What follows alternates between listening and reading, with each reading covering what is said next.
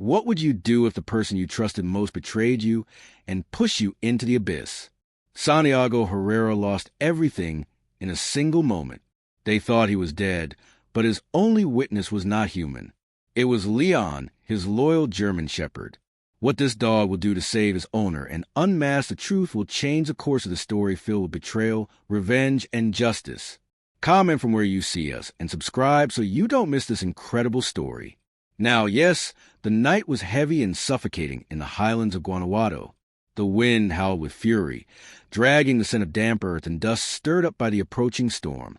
At the top of a steep cliff, with the dark sky looming overhead like a threat, two men faced each other under the flickering light of lightning.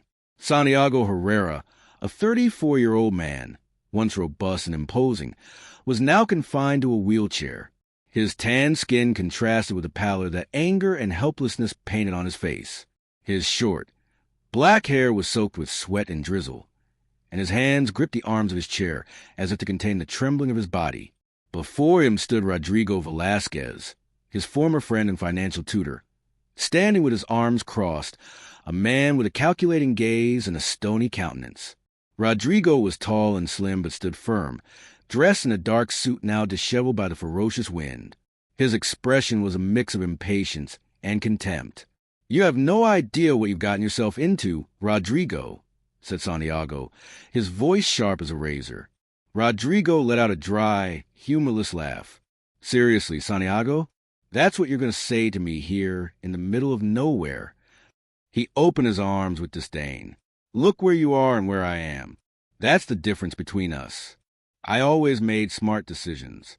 You, on the other hand, have only been a burden since your accident." Santiago's eyes burned with contained fury. Since the day he woke up in the hospital after the accident that left him paraplegic, he felt something didn't add up. He had trusted Rodrigo, leaving him to manage the family businesses while he tried to rebuild his life. But every time he asked for accounts, he received evasive excuses and eventually indifference. But Santiago was not a man easily deceived. After months of investigation with the help of Valeria Montes, his trusted assistant, he discovered the truth. Rodrigo had forged documents, sold lands that did not belong to him, and diverted money from the company's accounts. An entire web of corruption that he now finally had proof to dismantle. "I know what you did," Santiago continued firmly. "You stole every penny, manipulated the documents, betrayed my family's trust. But it's over, Rodrigo. I have everything I need to bury you legally." Rodrigo dropped the pretense of calm.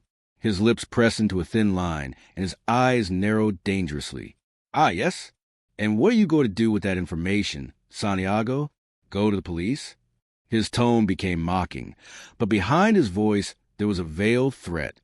"You think they'll believe you, a bitter cripple who can barely move without help?" Santiago felt his blood boil, but he forced himself to remain calm. "I don't need them to believe me. The documents speak for themselves.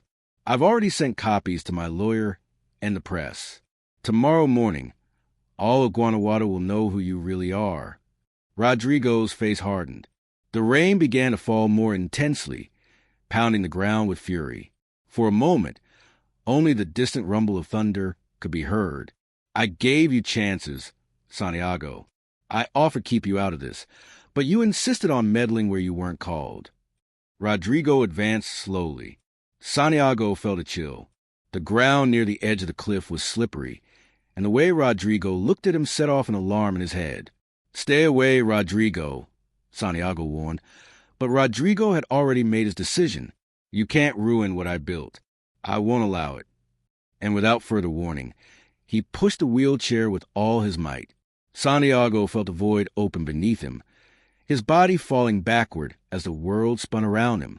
The roar of the wind, the pounding of his heart, and the echo of Rodrigo's cruel laughter blended into a moment of absolute terror. Then the brutal impact against the rocks. The blow knocked the air from his lungs, and pain exploded throughout his body. His head hit the stone, and he felt a terrible dizziness. He could barely breathe, couldn't move. The taste of blood filled his mouth. Above, at the edge of the cliff, Rodrigo looked down with an inscrutable expression. The rain fell heavily, obscuring visibility, but he didn't need to look any longer. "What a shame," he whispered, then calmly turned and disappeared into the storm. For several minutes, Santiago didn't know if he was alive or dead. He only felt the sharp sting of pain and the cold seeping into his bones.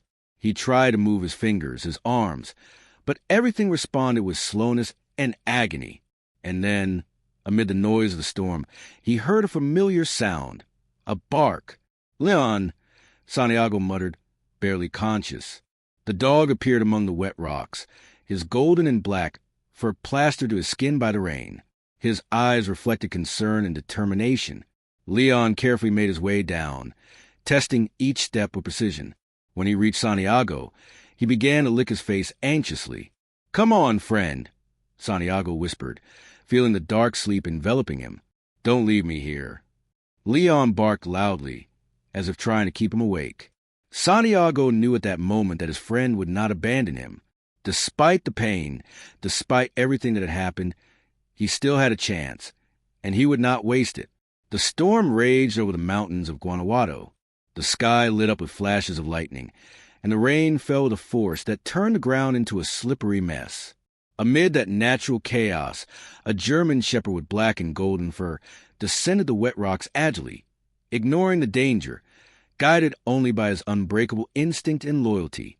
Leon had seen with his own eyes when Rodrigo Velasquez, with that cold and calculating gaze, pushed Santiago into the void. Leon barked with fury, but his voice was drowned out by the thunder's roar. His instinct told him that Santiago was still alive. He sensed it, smelled it, knew it. He descended skillfully, testing each rock, avoiding those that were too slippery. His paws sank into the mud, and his breathing was heavy, but nothing would stop him. After several minutes of dangerous descent, his keen nose led him to a spot among the rocks where Santiago's body lay motionless, barely perceptible in the dim light. The man was lying on his side, his white shirt soaked and stained with blood. His face was pale, his breathing shallow, and a trickle of blood ran from his forehead to his cheek. Leon approached and began to lick his face, whimpering anxiously, trying to wake him. Santiago barely reacted, his eyelids moving slightly, and a weak whisper escaped his lips. "Leon," the dog whimpered, giving small nudges with his snout against his owner, trying to get him to react. But Santiago could barely keep his eyes open. The fall had been brutal, and although his body had been immobilized since the accident, the pain now consumed him. Leon understood that they couldn't stay there. He had to do something. He looked around, searching for a safer route. There was a less steep slope a few meters below where the rock seemed firmer. If he could move Santiago there, he might find a way to ask for help. Without hesitation, Leon firmly grasped the sleeve of Santiago's jacket and began to pull with all his might. Each tug elicited a stifled groan from Santiago's lips, but Leon did not stop. With each pull, he dragged him a little closer to the safer zone. The mud made the task difficult, but also prevented the rocks from tearing his owner's skin any further. Long minutes passed as Leon did not give up. His muscles ached, his paws trembled, but his determination was unbreakable. Finally, they reached more stable ground. Santiago was almost unconscious, but still breathing. Leon raised his head and let out a loud, insistent, desperate bark. The sound faded into the immensity of the storm. No one would hear it, but Leon would not give up. He smelled the air and perceived a familiar scent, damp earth, old wood, a distant aroma of horses and campfire. It was the hacienda of Don Esteban. They were far, but not impossibly far. Leon looked at Santiago, who was gasping for breath. Then he made a decision. He barked once more as if assuring him that he would return and ran toward the hacienda. Leon raced through the forest with speed, leaping over exposed roots and dodging mud puddles. His heart pounded with fury, but his instinct told him that every second counted. The journey was not easy. The storm had turned the paths into streams of mud and water. At one point, Leon slipped and fell sideways, bruising his side against a rock. He let out a yelp, but forced himself to stand and continue running. After what seemed like an eternity, he saw the faint lights of Don Esteban's hacienda. The hacienda was a rustic construction with a large weathered wooden gate and a 2-story main house with balconies covered in ivy. Despite the hour and the storm, the light in the living room was still on. Leon stopped in front of the gate and barked with all his might.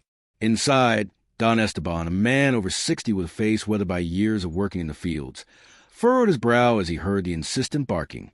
He stood up from his chair and walked to the door with his wooden cane in hand. "What the devil?" he muttered as he opened the door and saw the German shepherd completely soaked, his fur caked with mud and his eyes desperate. Behind him, Dona Carmen, his wife, approached with an apron stained with flour. "That's not just any dog, Esteban. It's Santiago Herrera's dog," she said.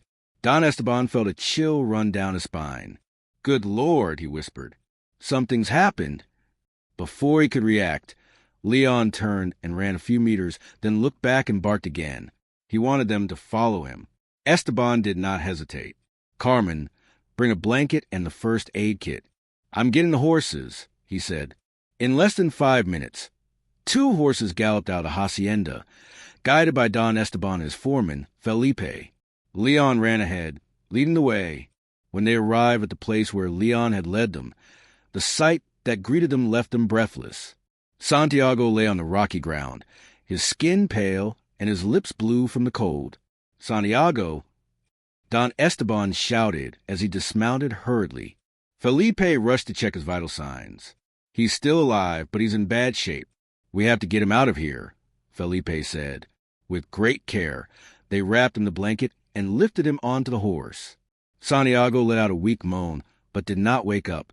"Hold on, kid," Don Esteban murmured in a grave voice. "We won't let that bastard get away with it." Leon stayed by his side the entire journey back, his gaze fixed on his owner, ensuring they didn't lose him along the way. They still didn't know how, but one thing was certain. Santiago had survived, and now, with the help of Leon and his allies, he would not rest until he recovered what had been taken from him. The sound of the horses' hooves pounding the wet ground echoed in the night as the storm began to abate. Don Esteban held the reins of his horse firmly, maintaining the pace despite the treacherous terrain. Felipe, his foreman, followed behind him, supporting Santiago Herrera's unconscious body on the back of the second horse. Leon, the German shepherd, ran tirelessly alongside them, his fur soaked and his breath ragged, but his eyes burning with determination. The journey to Don Esteban's hacienda was a torment. The rain had turned the trails into rivers of mud, and the shadows of dawn made every pothole and rock potential traps. Felipe cursed under his breath every time the horse slipped, but he never let go of Santiago. "Hang in there, kid," Esteban muttered through gritted teeth, looking at Santiago's pale face. "Don't you dare give up on us now." Finally, the lights of the hacienda appeared in the distance.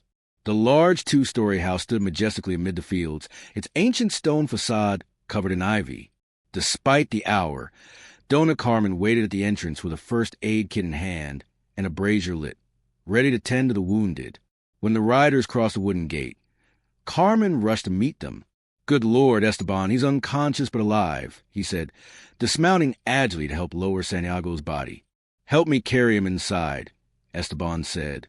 Felipe and Esteban carefully supported Santiago and carried him to the main living room of the hacienda, where a large stone fireplace burned with a welcoming fire. They laid him on an old leather sofa, and Leon immediately lay down beside him, not taking his eyes off him for a second. Carmen knelt beside Santiago and began to examine him. "He has a fever," she murmured, feeling his damp, hot forehead. "And look at these wounds, they're infected." She turned to Felipe. "Bring me hot water and more blankets." Felipe rushed to the kitchen. When he returned with the hot water, Carmen cleaned each wound with patience while Esteban watched in silence. Santiago remained unconscious, but at times his breathing became irregular and his face contorted with pain. Finally, Carmen placed a cool cloth on his forehead and sighed. "We have to wait. If he makes it through the night, the worst will be over," she said.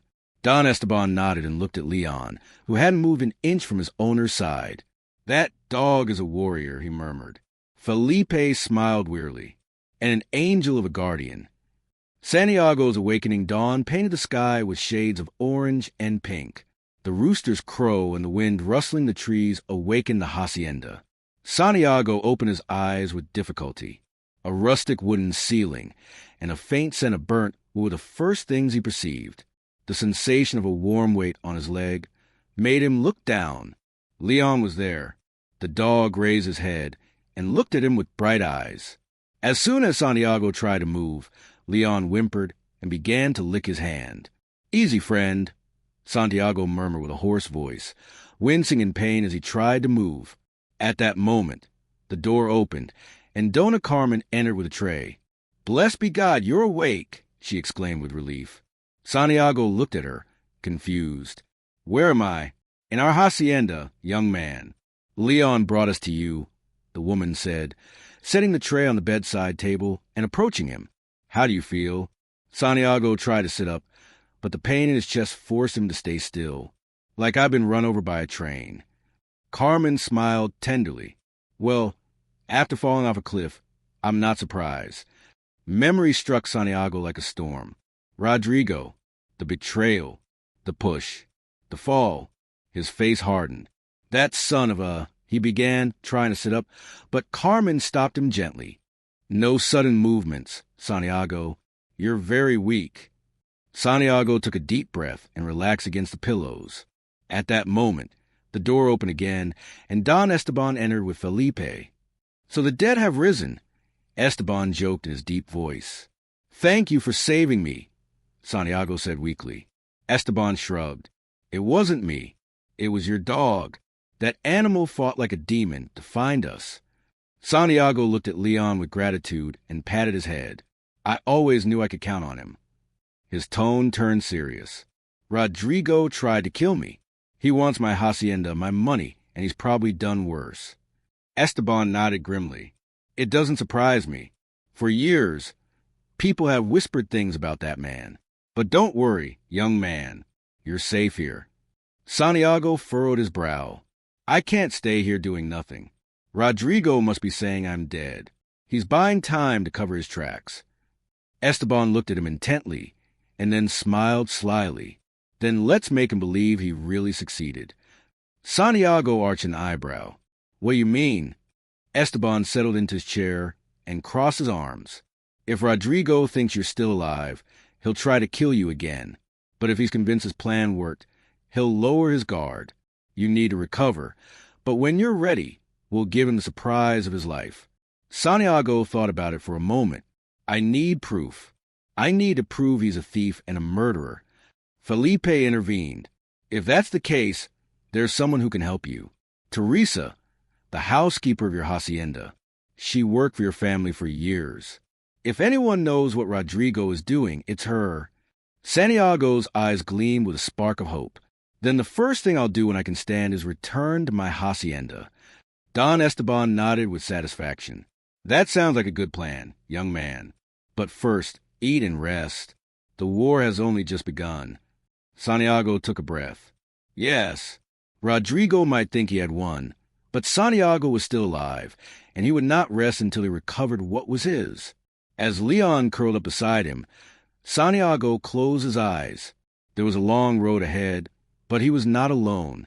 The false death of Santiago news of Santiago Herrera's death spread through Guanajuato like wildfire. Santiago Herrera was dead. Local newspapers published headlines with sensational phrases. "Businessman takes his own life after years of struggle against adversity. The tragic end of Santiago Herrera. Fell from a cliff in the midst of a storm." Sources close to him affirmed that Herrera left a note before disappearing. Rodrigo Velasquez, dressed in a perfectly pressed dark suit, personally gave statements to the press with a carefully crafted expression of grief and a voice modulated to convey pain. He spoke before the cameras in front of the Herrera hacienda, the very one he had usurped with forged documents. "It is a very sad day for all of us. Santiago was like a brother to me. After his accident, I saw him struggle with his situation, with his future. Unfortunately, depression got the better of him," Rodrigo said, his voice filled with feigned sorrow. A journalist raised his hand. "Senor Velasquez, some associates mentioned that Santiago had plans to recover his businesses. It is even said that he was investigating irregularities in the administration of his company. Do you rule out that was a murder?" Rodrigo gritted his teeth internally but maintained his calm exterior. "Of course not," he exclaimed, placing his hand on his chest. What happened with Santiago is a tragedy. He had been very affected these last months. We cannot make accusations without foundation. But not everyone believed the official version. One of the most veteran reporters of the Diario de Guanajuato, Luis Mendieta, looked at Rodrigo with skepticism. He knew too well the history of the Herrera family, and something in Velázquez's discourse didn't add up. Meanwhile, in the shadows of one of the corridors of the hacienda, Teresa, the housekeeper of the Herrera family, observed the scene with her heart racing. She knew Rodrigo was lying. She knew too much. But what terrified her was that if he discovered she had information, her life could be in danger. What no one suspected was that Valeria Montes, Santiago's assistant, had disappeared. Valeria discovers the truth days before Rodrigo publicly announced Santiago's death. Valeria Montes had been working in the shadows.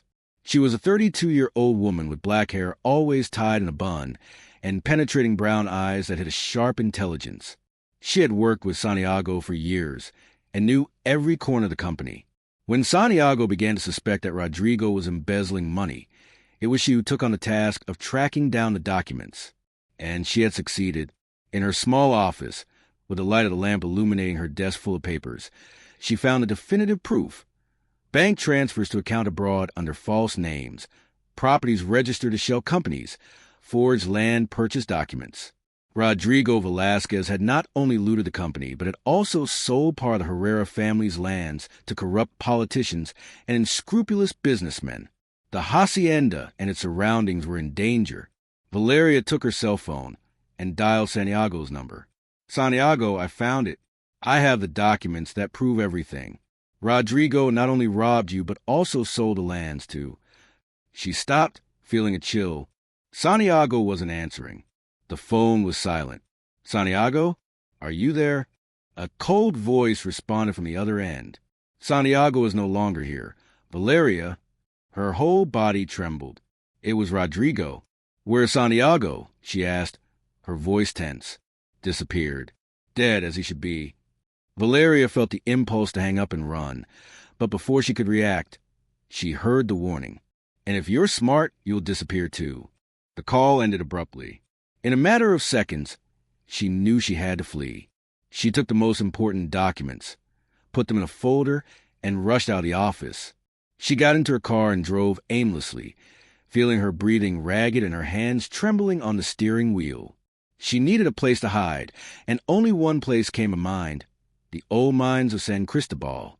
Rodrigo moves as pieces. Rodrigo Velázquez leaned over his mahogany desk inside the main office of the Herrera hacienda.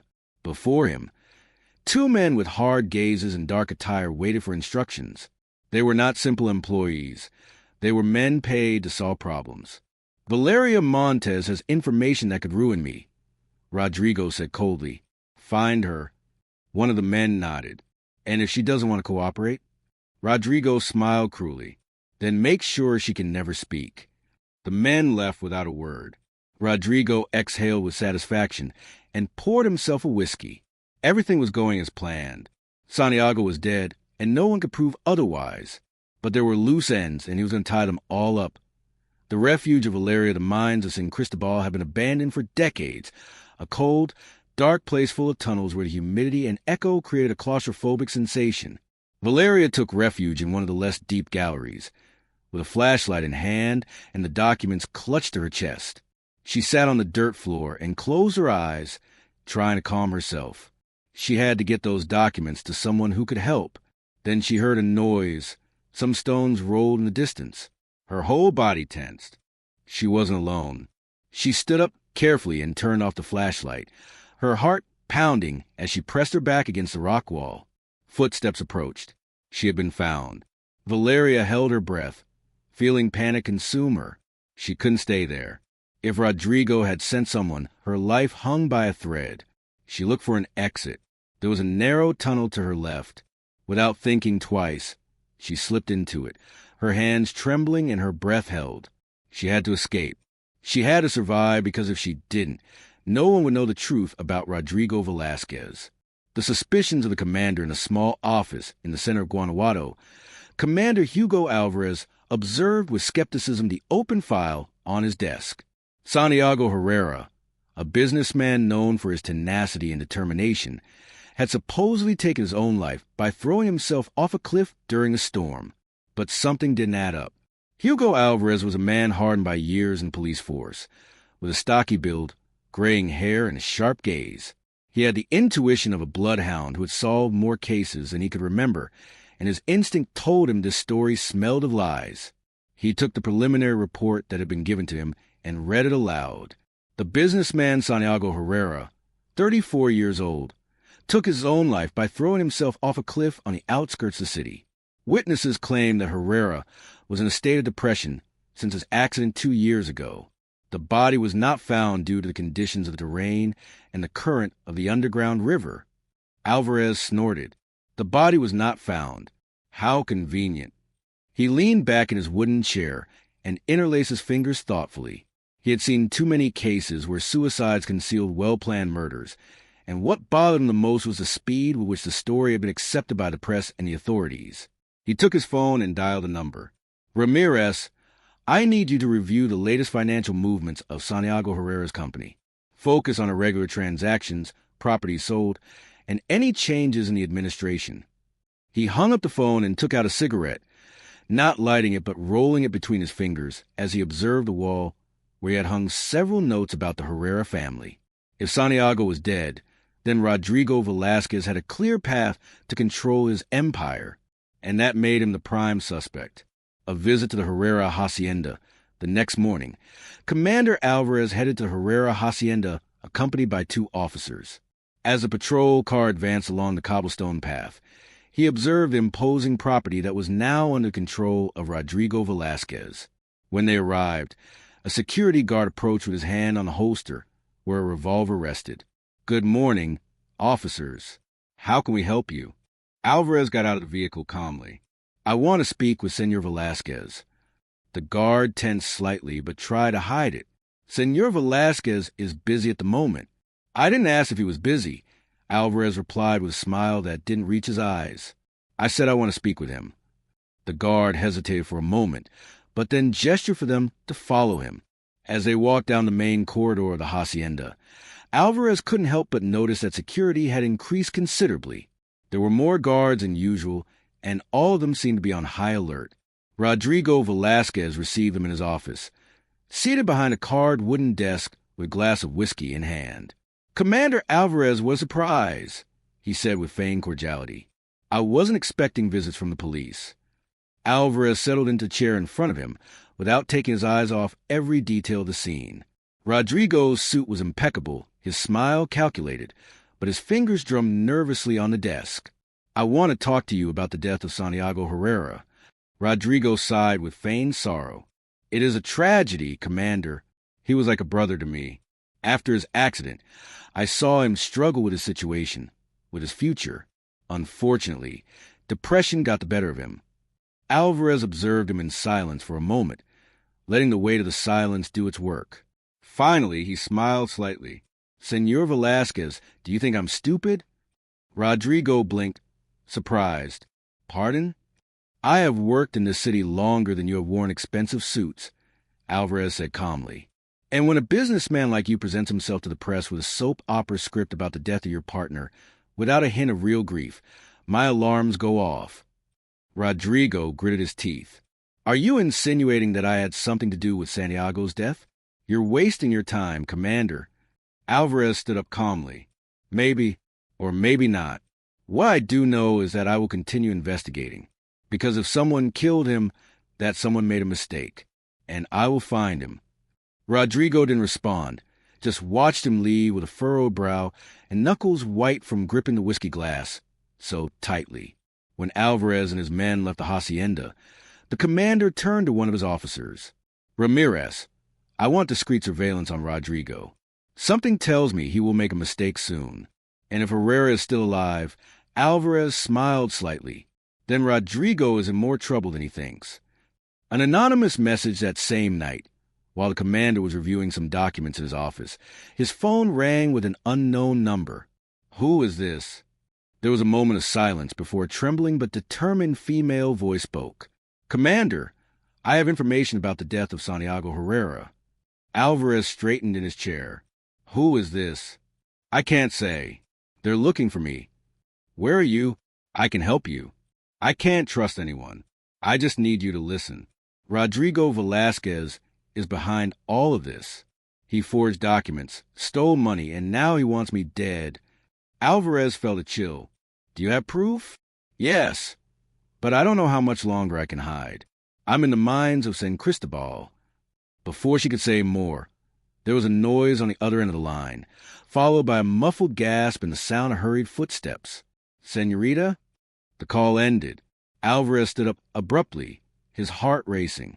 Ramirez, gather a team. We're going to the mines of San Cristobal. We don't have time to waste. He knew that Rodrigo Velasquez was losing control, and if Santiago Herrera was still alive, then vengeance was closer than he imagined. Santiago's planned days passed at Don Esteban's hacienda.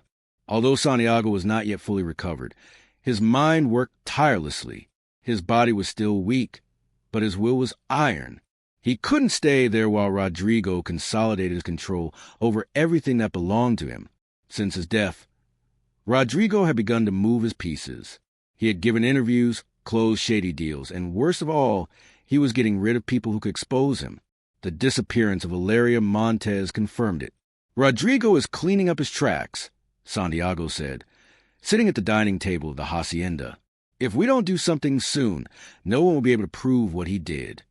Don Esteban nodded, crossing his arms. We knew he would act quickly, but if Valeria had proof and has disappeared, that means what she found was dangerous for him. Felipe, the foreman, furrowed his brow. And how are we going to move? The Herrera hacienda is more guarded than ever. That bastard put in private security, armed men. It won't be easy to get in. Santiago looked at Teresa, the former housekeeper of his family, who had managed to escape the hacienda without Rodrigo knowing. The woman, with graying hair and intelligent eyes, still trembled when she remembered what she had seen there. Teresa, do you think there are still hidden documents in the hacienda? Something that my father hid before his death? Proof that Rodrigo had been planning all of this for years. The woman nodded. Your father was always cautious, Santiago. There were things he never trusted to the lawyers.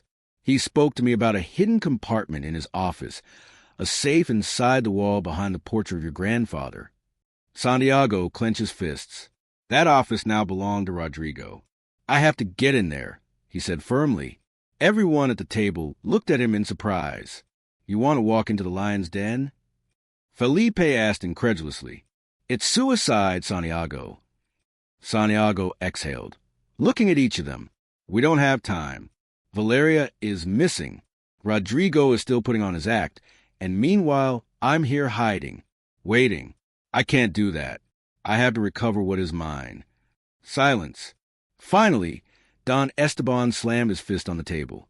Well, young man, if we're going to do it, we'll do it right. The entrance to the Herrera hacienda. The night was perfect for moving, dark, moonless, with a light wind whistling through the trees. Santiago dressed in black, making sure every part of his body was covered. His wheelchair would stay behind. Despite the pain in his arms and back, he had to move stealthily and quickly. Leon accompanied him, senses alert. Felipe and another trusted peon, Mateo, escorted him to the back of the hacienda. There was an access point that was less guarded, an old service door leading to the cellars. There are 2 guards at the main entrance, and 3 more in the corridor leading to the offices. Felipe whispered as they hid in the bushes near the hacienda. We have to move quickly. Mateo took out a small flashlight and turned it on briefly twice. From the other end of the property, Teresa responded with the same signal. She had managed to distract one of the guards, drawing him away from his post. Santiago nodded. Let's go. They moved quickly and quietly. Leon walked beside him, making no sound. Years of training had turned the dog into a shadowy silhouette. Felipe opened the service door with a lockpick. Inside quickly. Santiago's heart pounded as they crossed the threshold. He was back in his home, but it was no longer the same place. The walls that once held a warm air now seemed cold, filled with shadows.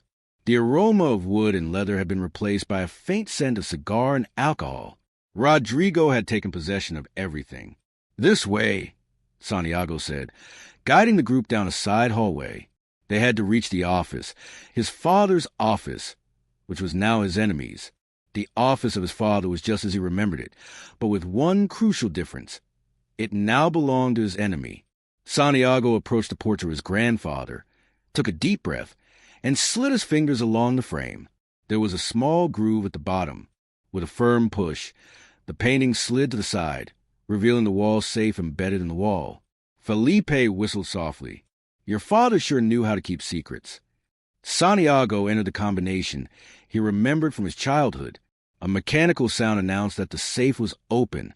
Inside, he found a bundle of old documents, contracts, receipts of transactions, and most importantly, a USB drive. The evidence. He took everything and put it in a backpack. We have it. Let's go. But as soon as they turned to leave, the office door swung open violently. The ambushed Rodrigo Velasquez stood in the doorway with a pistol in hand and a cruel smile on his lips. Well, look who's back from the dead. The silence in the room became heavy. Santiago kept his calm, but his mind raced. They were trapped. Rodrigo advanced slowly, not lowering his weapon.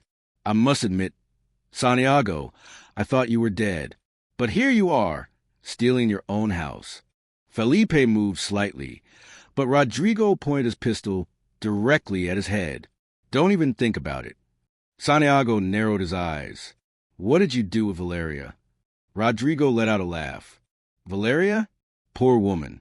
She's probably begging for her life right now. Santiago's stomach churned. He had to get out of there. It was at that moment when Leon, who until now had remained still, attacked Rodrigo directly on the arm, sinking his fangs into his wrist. Rodrigo screamed in pain, and the weapon fell to the floor. Go! Santiago shouted. Felipe and Mateo reacted instantly, taking the backpack with the evidence and running toward the exit. Santiago dragged himself as best he could to the door, while Leon continued to bite Rodrigo. When they finally managed to leave the office, Felipe closed the door with a slam. Smoke bomb, he shouted, throwing a makeshift smoke bomb made of coal dust and oil, momentarily blinding the security guards who began to arrive. Santiago leaned on Felipe and with a superhuman effort managed to leave the hacienda and reach the horse that awaited them. Leon, with his muzzle stained with blood, was the last to leave. When they were far enough away, Mateo and Felipe mounted their horses and, without wasting a second, spurred them on and disappeared into the night. From the window of the office, Rodrigo, holding his bleeding arm, watched them escape with eyes full of fury. You'll pay for this, Santiago, he murmured venomously. I swear it. The desperate escaped the horses' hooves pounded the ground with fury. Kicking up clouds of dust and mud as Santiago, Felipe, and Mateo fled from the Herrera hacienda. Leon ran tirelessly beside them, his dark fur like a shadow in the night.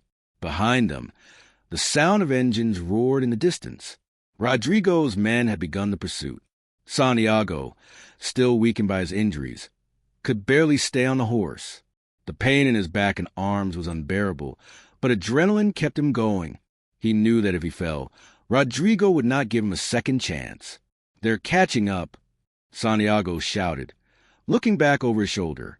Felipe cursed under his breath. We have to split up. If they catch us together, we're dead. Santiago nodded with effort. There's no other choice. Mateo, keep going on the main path. Take the documents. I'll go through the forest trail. Mateo hesitated. But if they catch you, they won't, Santiago interrupted firmly. Leon comes with me. Mateo gritted his teeth, but didn't argue further. He knew Santiago was not a man easily persuaded. We'll see each other at Don Esteban's hacienda, he said finally, before spurring his horse and taking another path. Felipe and Santiago veered toward the forest, while Leon followed closely, moving with the agility of a predator. The path into the woods was treacherous, filled with shadows and hidden dangers. The first gunshots rang out, the bullets whizzing between the trees and hitting the trunks with force. Santiago felt a chill run down his spine. Rodrigo was not playing around. Felipe cursed softly. They're surrounding us. In the distance, the headlights of the vehicles illuminated the underbrush. Rodrigo's men were hunting them. Santiago knew he couldn't keep riding for much longer. His body was at its limit, and the horse was exhausted from the chase. "We have to hide," he said between gasps. "If we keep going like this, they'll catch us." Felipe looked around and saw an old stone structure in the middle of the forest, the ruins of an abandoned mineral warehouse from decades past.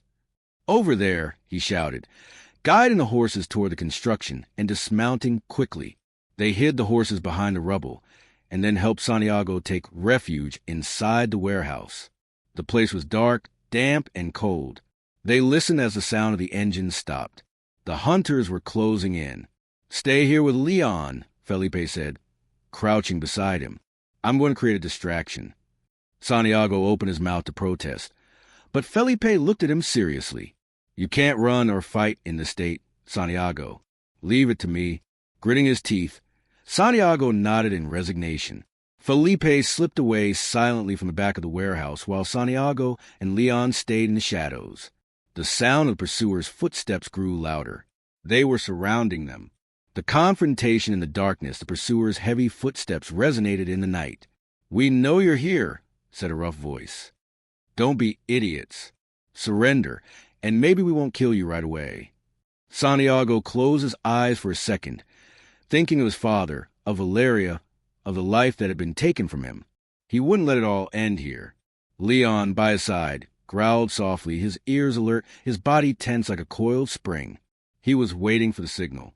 One of the men approached the warehouse, his silhouette outlined against the faint moonlight. Santiago snapped his fingers. That was all Leon needed. The German shepherd lunged at the man with terrifying speed, knocking him to the ground with a ferocious growl. The man screamed, struggling to free himself, but Leon sank his fangs into his arm, forcing him to drop his weapon. Santiago, with his heart pounding in his chest, dragged himself toward the fallen pistol and grabbed it. "Drop it," shouted another of the henchmen, aiming his gun at him. But before he could fire, Felipe appeared behind him and struck him on the head with the butt of his rifle. The man fell like a sack of potatoes. Felipe breathed heavily. "We have to get out of here," he said. Santiago nodded and, with Felipe's help, managed to mount the horse again. Leon, with his muzzle still stained with blood, stayed by his side, ready to continue protecting him. The other henchmen were still confused, trying to understand what had happened. It was their moment to escape. Felipe spurred the horses, and they fled. Gunshots rang out again, but this time they did not stop. The return of Don Esteban's hacienda, after what seemed like an eternity, the lights of Don Esteban's hacienda appeared on the horizon. Santiago felt his body giving out. Every muscle, every wound, every bruise from the past days weighed on him. Felipe and Mateo received him at the entrance. "Thank God, we thought you wouldn't make it," Mateo exclaimed, helping Santiago dismount. "Look how you returned." Dona Carmen rushed over with bandages and hot water. What the devil happened? Santiago could barely respond. He just looked at Don Esteban and handed him the backpack with the documents. "Here's everything." Esteban took the backpack and opened it. When he saw the papers and the USB drive, he nodded solemnly. "You did it, young man." Santiago closed his eyes, exhaling deeply. He knew the fight was not over, but he had dealt the first blow, and Rodrigo Velasquez, though he didn't know it yet, was about to lose everything. The shadows of the mine, the wind blew strongly at the entrance of the old mines of San Cristobal, kicking up clouds of dust that tangled among the dry bushes. A forgotten place, a refuge that had become a trap. Inside, Valeria Montes leaned against a cold stone wall, her breath ragged, her body trembling. 2 days had passed since she had taken refuge there, and fear gnawed at her from within. She knew they were looking for her, Rodrigo's men. They wouldn't let her escape with the information she had gathered. She had the key to bring him down, but what good was it if she was trapped in a hole in the ground? Her phone was dead, her body exhausted, and her hope hung by a thread. Then she heard footsteps. She covered her mouth to contain her breath. She couldn't afford to make the slightest noise. The shadows of 2 armed men were projected onto the walls of the mine. "She must be here," one murmured. "Rodrigo wants us to bring her in alive." Valeria closed her eyes. She preferred to die rather than return with Rodrigo. She turned slowly and, with a titanic effort, began to move toward a side tunnel. The floor was slippery with humidity. Every step could betray her, but staying meant a death sentence. Santiago's plan at Don Esteban's hacienda. Santiago examined an old map of the mines of San Cristobal spread out on the dining table. Every centimeter of his body ached, but he couldn't stop now. If Valeria was alive, this was the only place she could be. If Valeria is alive, this is the only place she could be, he said, pointing to an area on the map with his finger.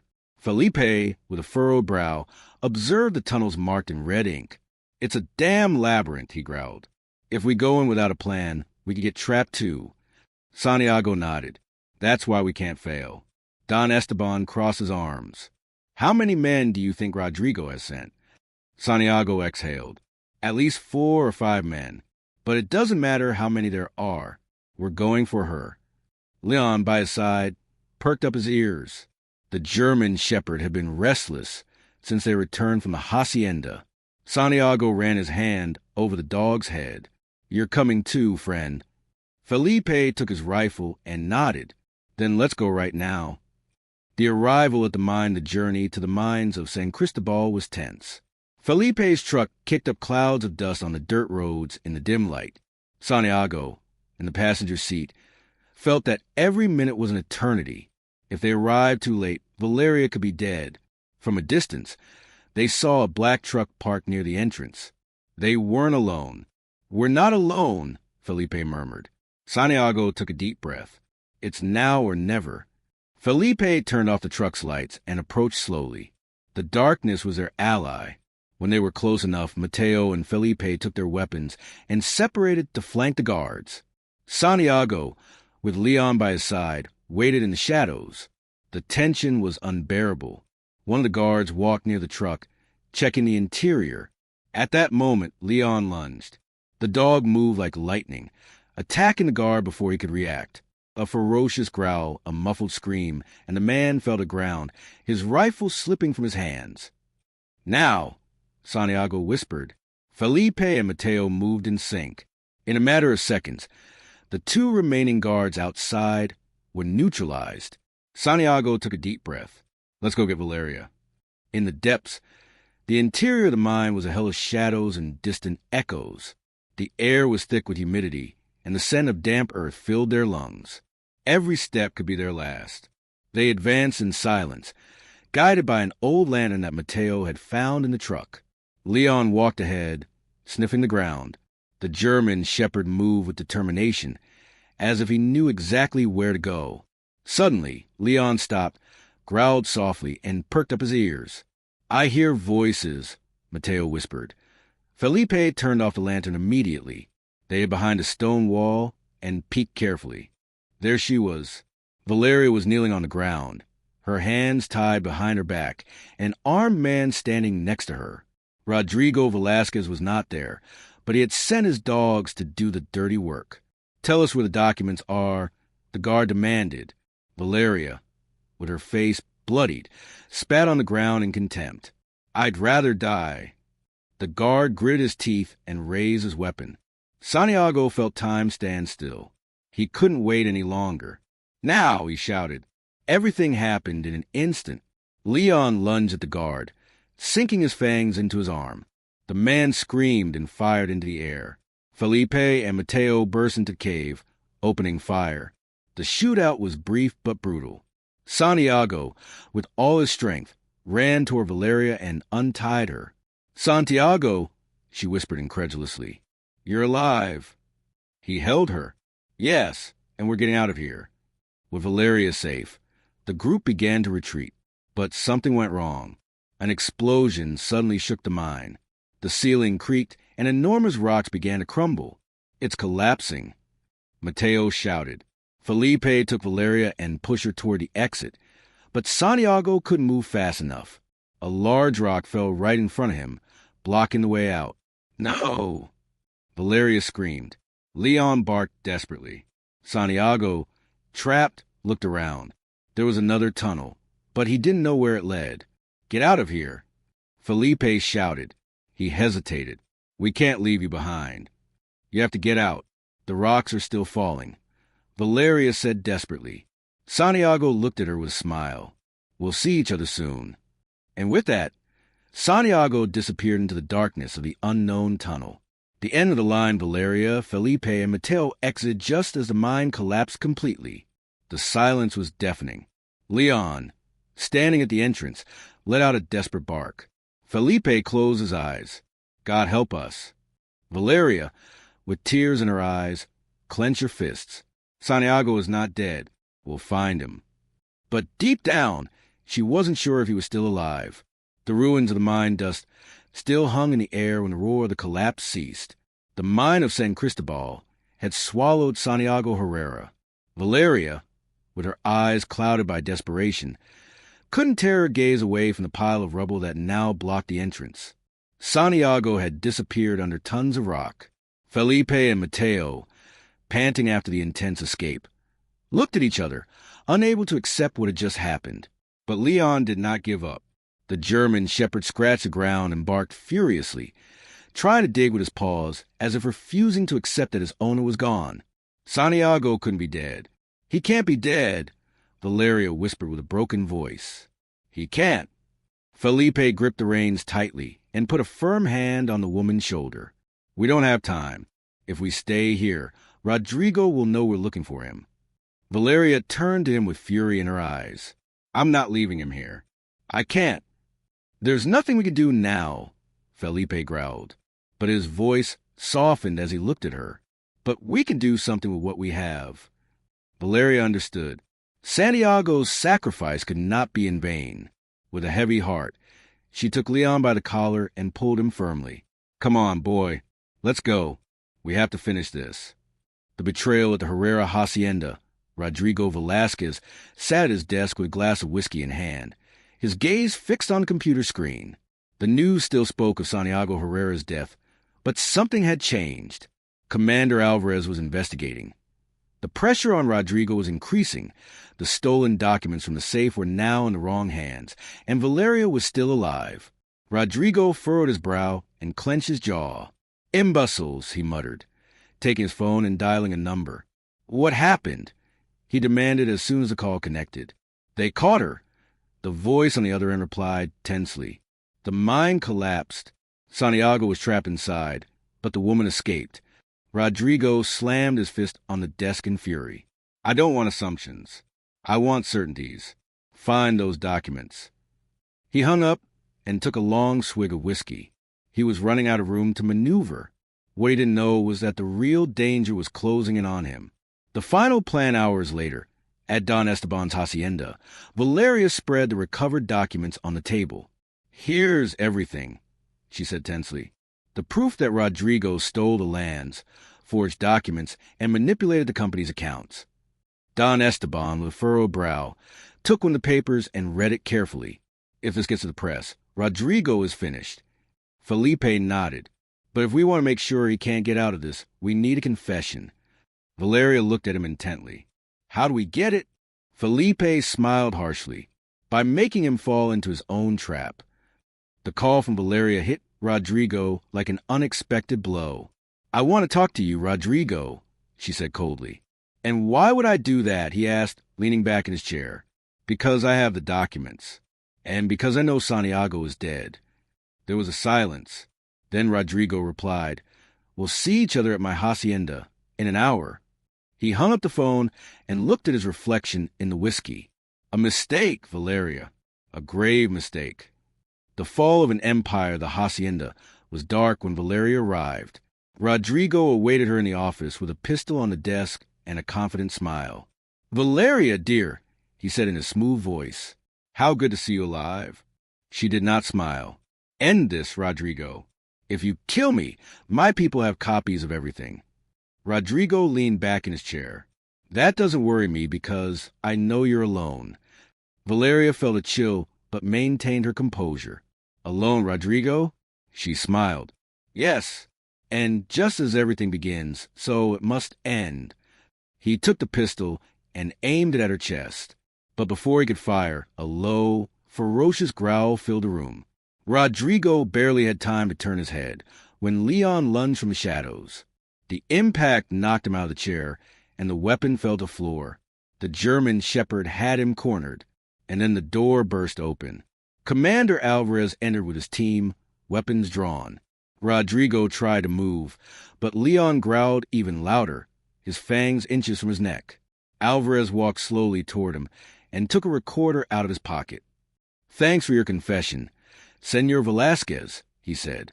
Rodrigo, still on the floor, understood that he had fallen into the trap. "No," he murmured. Alvarez smiled. "Yes." A couple of officers lifted him forcefully and handcuffed him. Rodrigo tried to struggle, but it was useless. His empire had fallen, and all because he believed that Santiago Herrera was dead. The return of the man who died twice days later. At Don Esteban's hacienda, Valeria, Felipe, and Leon stood at the entrance, watching the sunset. The arrest of Rodrigo had been national news. All the media outlets were talking about the scandal. Santiago would have wanted to see this. Santiago would have loved to see this, Valeria said with a sad smile. Felipe sighed. Yes. He looked at Leon. The dog knows something is missing. But at that moment, a sound made them turn around. The creaking of a cart and the galloping of a horse approached from the dirt road. A thin man with his face covered in dust and his clothes torn advanced slowly. Valeria felt her heart stop.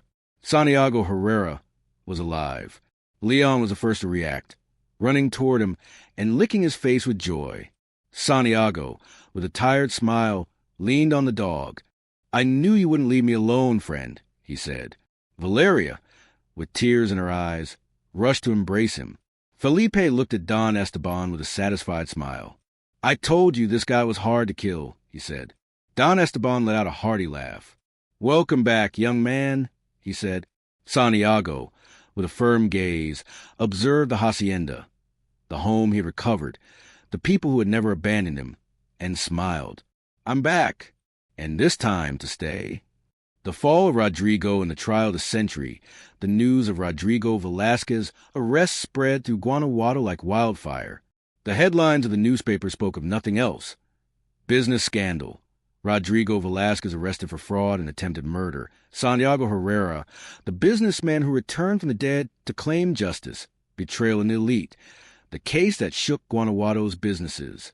From the cell where he was held under strict surveillance, Rodrigo couldn't believe what was happening. He had lost everything, his empire, his money, his reputation. The partners who once adored him now denied knowing him.